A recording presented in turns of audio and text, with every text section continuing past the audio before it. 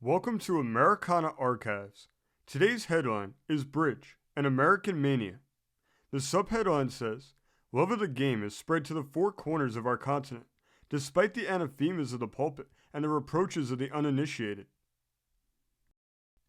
It says, just a bit before the dawn of this century, there came to New York a new means of recreation, a pastime which had the stamp of approval of English royalty.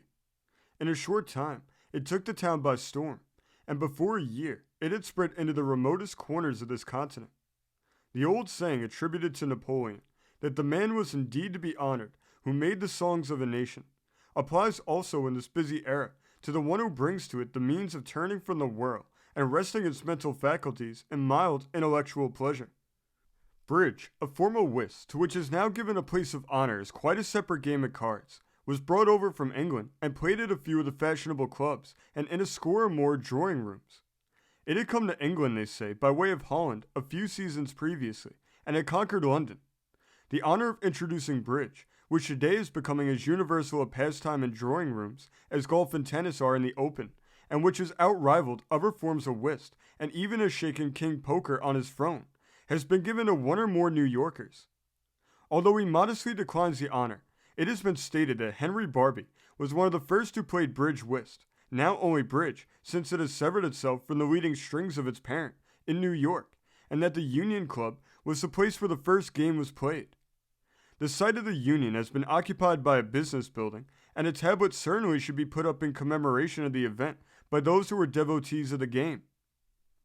There's a decided bond of sympathy between Londoners and New Yorkers in their amusements.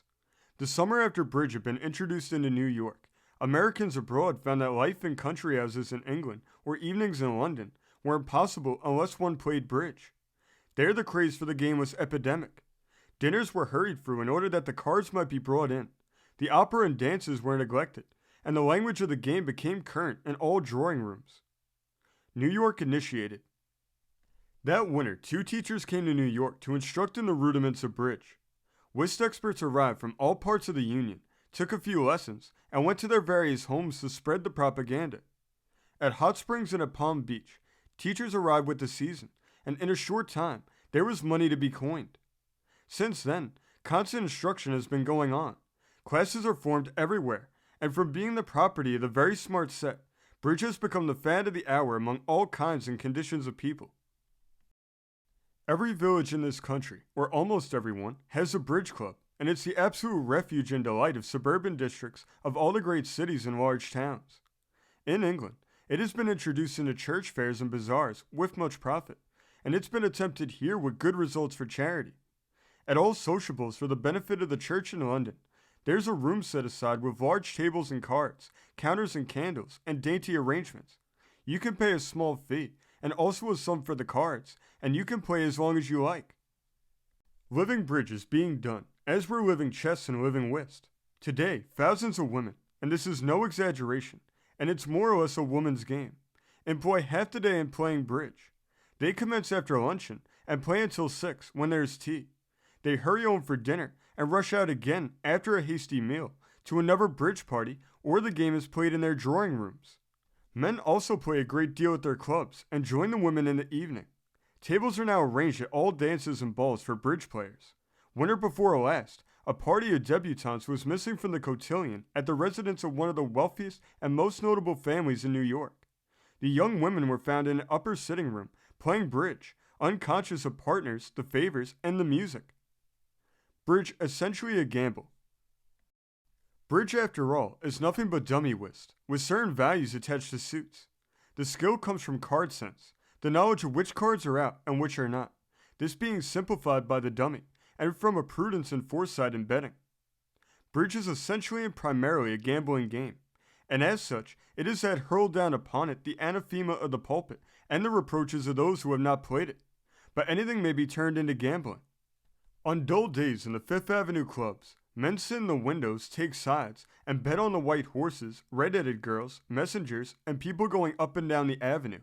You cannot prevent people taking chances on anything where there is a chance. It is true that bridge gambling is rank in England, but before bridge was introduced, roulette was always brought in after dinner, and the king, who sets the fashion, has been a lover of the green ever since he was a young man. The Tranbycroft incident is not forgotten. In New York, except in one or two houses, bridge is not played for high stakes. In clubs like the Union, games played for stakes are forbidden. The majority of the women who play bridge in New York, and these compose now almost 1/4 of the population, either play for prizes or for small amounts, not exceeding $1, just enough to make it exciting. The stories of young men being ruined at bridge in a single night are grossly exaggerated. They could lose the same amount at poker or the races or at the stock exchange. Among the best bridge players in New York's fashionable set is Mrs. Governor Courtwright. Mrs. Courtwright is a widow. She was twice married. Her last husband, Governor Courtwright, died about 4 years ago. She was originally Miss Therese White of Oyster Bay, Long Island. Last fall, she was credited with taking to Hot Springs for a 2-week stay, 6 dozen packs of cards. Bridge devotees, like many who play cards at clubs, never use the same pack twice. Mrs. Courtwright is one of the founders of the Amalgamated Bridge Clubs, which have had several meetings this winter, one of them at the Metropolitan Club. Mrs. Harvey Tears of Morristown, New Jersey, is also a well-known bridge player. At Morristown, during the autumn and part of the winter, this pastime takes the lead in all games. There's a federation of the New Jersey clubs or circles, some 20 or more in number, and last November, these played in a tournament at Morristown. Among those who were classed as skillful were Mrs. H. McKay Tombley and her daughters.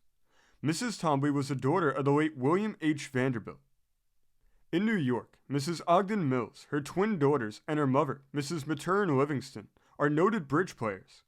Mrs. Mills is so devoted to the game that of late years her entertainments have been fewer than ever, except for the purpose of bridge. She has played with many of the best hands in England and sticks to the strict English rules, which are a little different from those in this country. There are different side issues which bring the score up to 500, and the etiquette of their game is very strict. English people seldom play for prizes, but for cash or money. The cash must be either in the form of gold pieces or checks. There is a great deal of form about all this, but the main principles of bridge are the same. Miss Louise Ward McAllister and Mrs. Charles Whittier have brought together many of the bridge clubs in this city and have had general tournaments. Mrs. Frank Sturgis is another very adept player. She was Miss Liddick. Her niece, Mrs. Hall, formerly Mrs. Albert Stevens, plays a splendid game, but she only contests for prizes. Mrs. Archibald Goulet Thatcher, who was Miss Davies, is another of the champion hands in society. She also only plays for prizes, or for the amusement that the game affords. Bridge circles are necessarily small, and hence the town is divided into almost innumerable ones. In the past year, the Whist Club has taken up bridge, and has given it authoritative recognition. It is consequently played there, as well as whist proper. The mania widespread. Women's bridge clubs meet generally about 2 o'clock. Play is continued until 6, and sometimes there are limitations as to the time. As far as society is concerned, someone recently made the comment that unless one taught personal gossip or bridge, one might as well be in Kamchatka. But the bridge fad is not confined to the ultra-smart set. The artistic, musical, and literary people are taking it up. Hubert Voss, the painter, is one of the best players in New York. Mrs. Gilbert Jones has united in a bridge class some of the literary musical element with the more fashionable people. Mrs. Landman Bull has a small and early bridge. Each neighborhood also has its special coterie for the game. On the Upper East Side, near Fifth Avenue, Mrs. Robert Remsen, Mrs. Todd Hunter Thompson, and Mrs. McCroskey Butt have a Monday afternoon bridge. Mrs. Ira Barrow and the Mrs. Coddington take classes for another neighborhood. On the west side and along the Riverside Drive, there are as many as 20 clubs, which each meets once a week for bridge. All the large northern and eastern cities have their clubs, and towns the size of Newark, New Jersey, Jacksonville, Florida, Augusta, Georgia, and Memphis, Tennessee have caught the fever. Miss Evie Noble, one of the most famous instructors, lives in New Orleans, and has any number of classes throughout the South, teaching at Palm Beach and at Hot Springs, Arkansas during the season. At Old Point, W.W. Spence of Baltimore has given some interesting bridge parties. It has been played with great regularity at West Point all winter, and forms one of the sole occasions for recreation there. The same story can be told of the North, the South, the East, and the West. Never has there been such a complete adoption of any game of cards, or of any pastime, as there has of bridge. It is either good or evil. Whatever may be preached against it, it has had its advantages. It can be turned for good or for evil. It is more intellectual than poker, and it requires much more thought than golf or any other outdoor game. It may not be as scientific as whist, but it is a compromise. It appeals on the one hand to the spirit of gambling, which is inherent in everyone, even though the stake be only a sofa cushion or a photograph frame. It has greater variations than other card games, and there is in it, therefore, more of the charm of variety. Whether it has come to stay is another question, but as long as it lasts, notwithstanding the evils which it is supposed to have brought in its train, it is certainly a power for good in the increased number of those who are perforce of the leisure class. It keeps them practically out of mischief.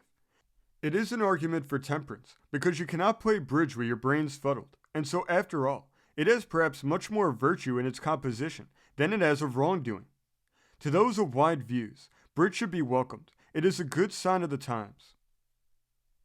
This story came from the great state of New York, being reported in the New York Times on March 6, 1904. Thank you for joining us today. If you want to continue to uncover all of America's lost and forgotten history, then remember before you leave to hit the subscribe button, hit the notification bell, and remember to like and comment below. And we will see you next time on Americana Archives.